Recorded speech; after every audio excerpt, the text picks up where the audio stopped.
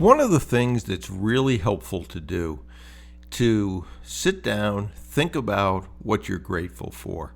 And the reason I mention that is it's hard for any of us to avoid seeing the news of what's going on in Afghanistan now.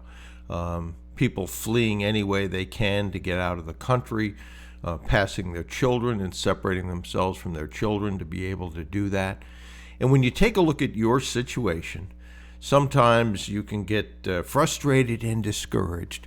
But there are a lot of things, if you take a minute to think about it, you'll decide, you know what? I've got a lot of things that I truly have to be grateful for. Probably one of those is where you live and the opportunity that you have. Not all countries are the same, obviously, and not all countries offer the same opportunity for you to do this acquisition program that you're in the process of doing, hopefully. The other thing is that you've learned, and I think should be grateful, for a methodology that you know works. And therefore, I can't guarantee it'll work for you. I don't know you. I don't know how hard you're going to work. But there's no question that the process works.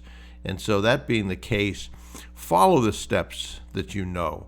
Follow how to take advantage of building a board of directors and having their knowledge that you don't have and their experience that you don't have.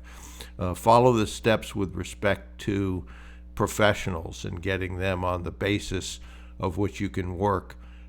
Certainly, these things have been proven over and over again, and you know what that process is. So you can't ever say again that you don't know how to do it. You can say you chose not to do it, but you can't say that you don't know how to do it. So I would think about that. Think about what you're grateful for, the knowledge that you have, the ability that you have to do this as well. And those things are important. And sometimes when you think about those, it reinvigorates you to say, okay, I know what to do. I know how to do it. And guess what? I'm in an environment where I can do it.